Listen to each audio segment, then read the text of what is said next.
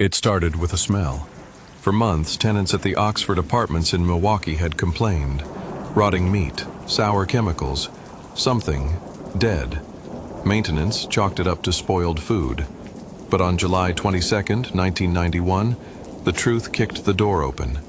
A man, 32-year-old Tracy Edwards, was running down the street in handcuffs, barefoot, terrified. He flagged down 2 police officers and said something they couldn't ignore. He tried to kill me. They followed him back to apartment 213. It belonged to a man they'd met before, quiet, cooperative, even helpful, Jeffrey Dahmer. But what they found inside would shatter every expectation. In the fridge, a human head. In the freezer, hearts and other organs. In the closet, a collection of bones.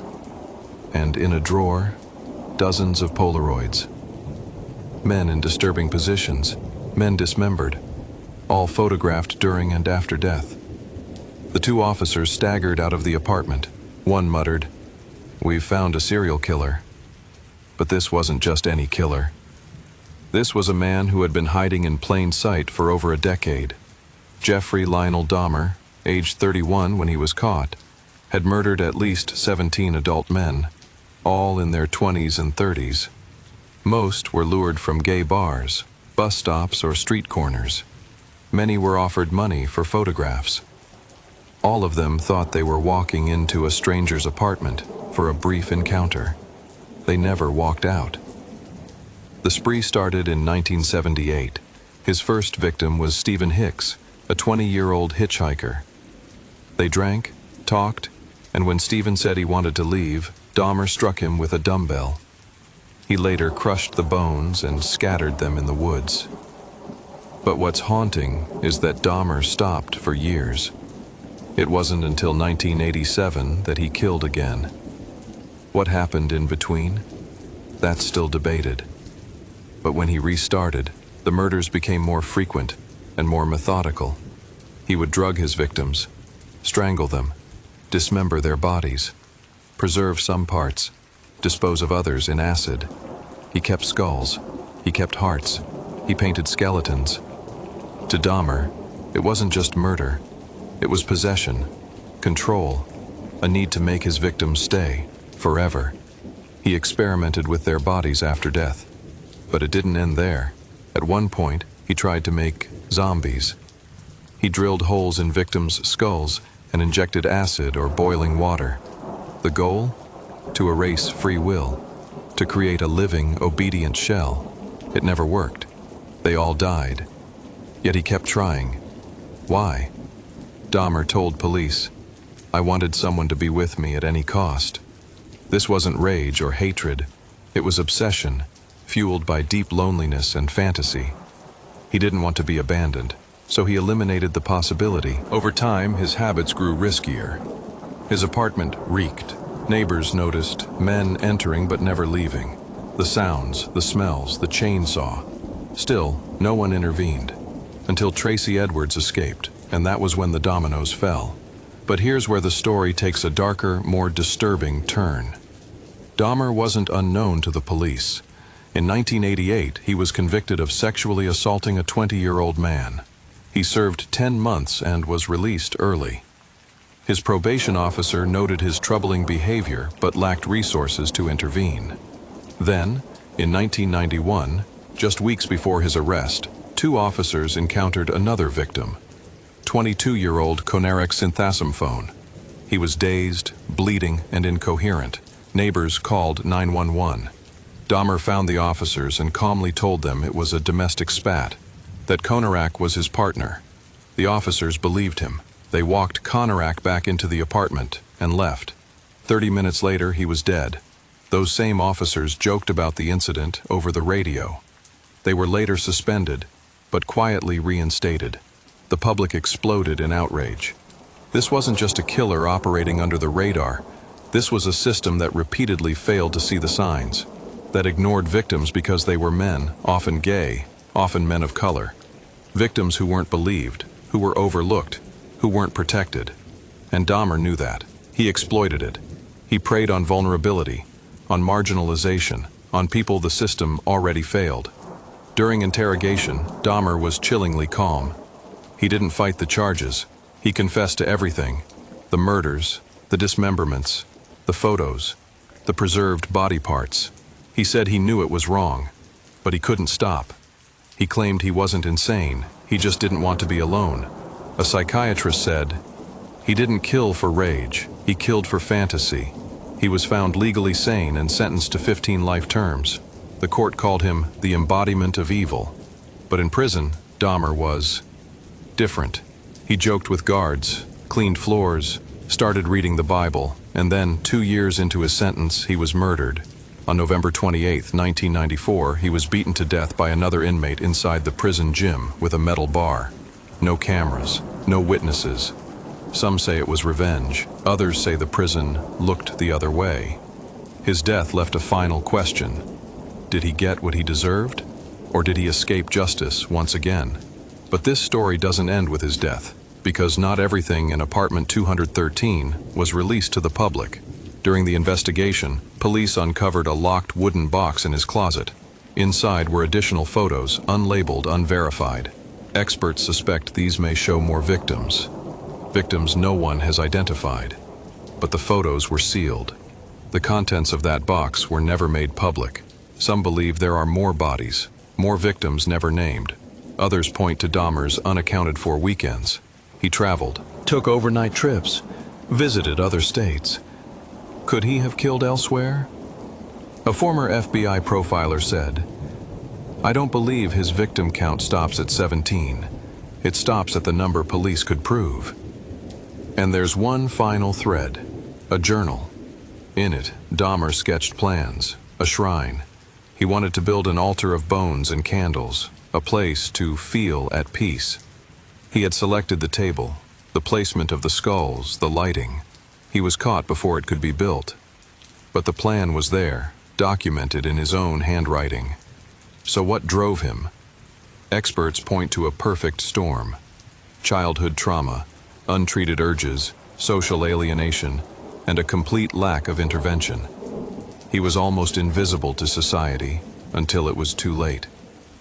And that's what makes his story so terrifying, because Jeffrey Dahmer didn't look like a monster. He looked like the guy next door. But there's one thing the police never explained. What was in the sealed evidence box they never released? And why was one photograph found inside labeled with a date that didn't match any of the known murders? When police opened that rusted freezer in Dahmer's apartment, the smell hit them first, like spoiled meat and industrial bleach. Inside, they didn't just find human remains. They found what looked like a collection, labeled, preserved, organized. It wasn't just murder, it was obsession. And one item made every officer stop. A full human heart, wrapped in plastic. On the kitchen counter, a bottle of steak sauce. This wasn't madness, it was methodical. Investigators called it a house of horrors, but the truth was worse. It wasn't chaotic, it was clean, controlled. And Jeffrey? Calm. Like he was giving a tour of a museum. But here's where it gets darker. The media portrayed him as a monster, driven by bloodlust. But when they dug deeper, they uncovered something far more calculated. A journal, tucked behind a loose brick in his closet.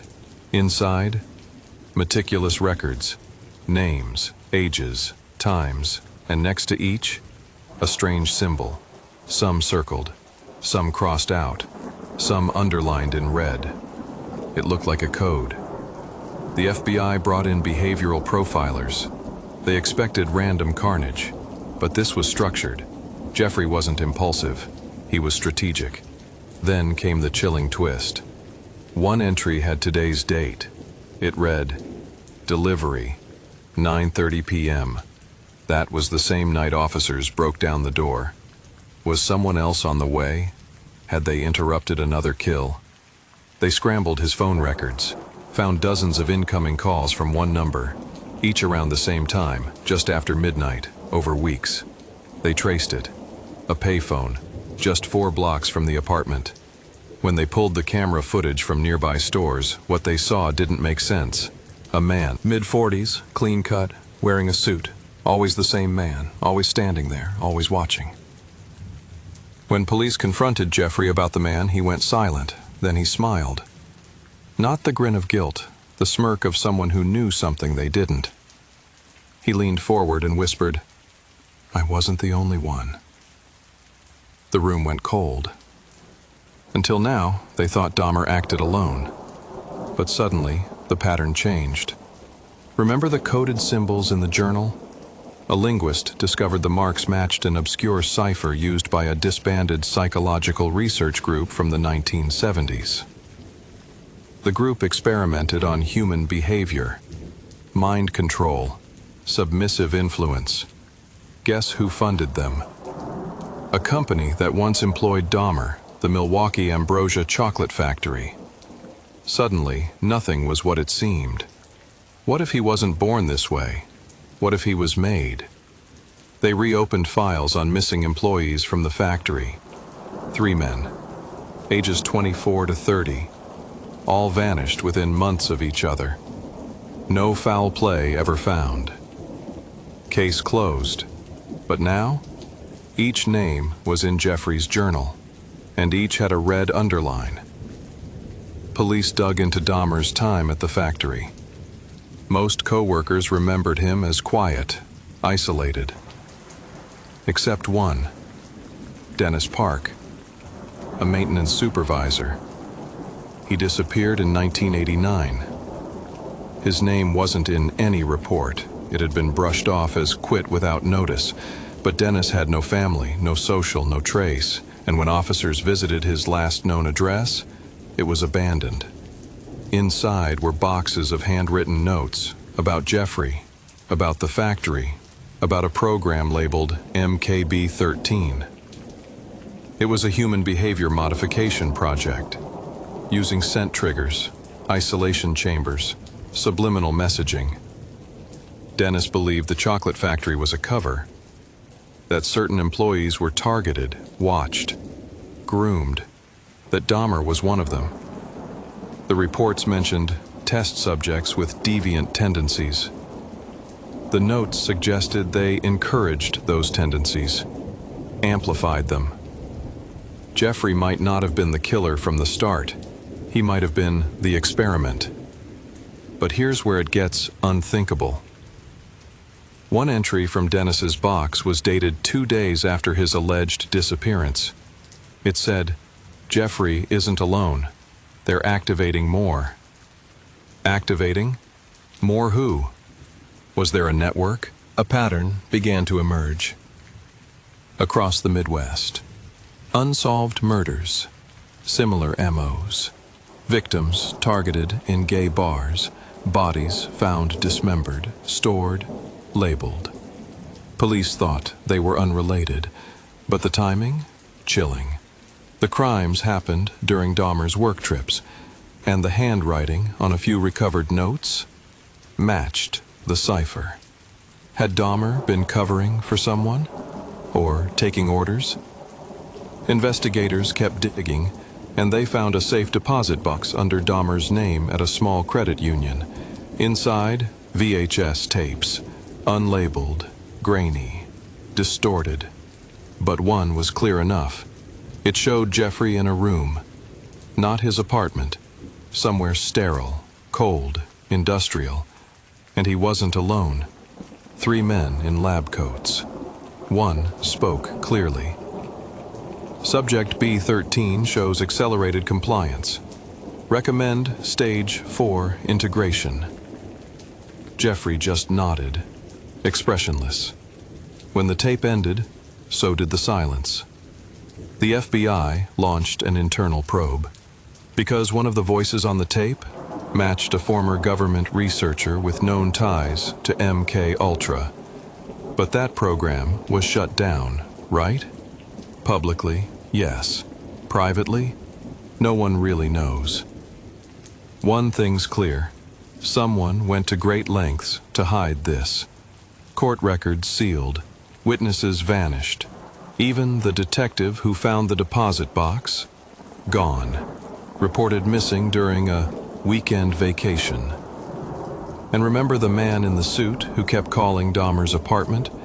They finally got a face match. His name was Dr. Harold Sloan. Psychologist, former military, worked for a defunct agency that conducted neurological experiments on soldiers during the Cold War. He was declared dead in 1985. So who was the man on the footage? And why did Jeffrey keep his number hidden behind a fake name in his contacts? The story the public got was clean. Insanity, lust, cannibalism. But what if it was more? What if it was engineered? The final note in Jeffrey's journal was found scribbled in the margin. 9:30 was the end, but not my end. And in the freezer, behind the heart, a container of blood, not frozen, still warm, recently placed, labeled Control. Who put it there? Jeffrey had been in custody. No one else was seen entering, unless they never left, unless they were already in the walls, watching, waiting. The authorities tried to bury the details, but someone leaked one photo, a symbol scratched into the back of the freezer. It matches the logo found in Dennis Park's files, a triangle inside a circle, the sign of MKB-13.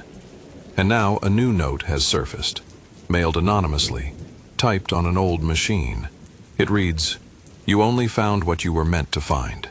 The rest is still out there, and he's not the last."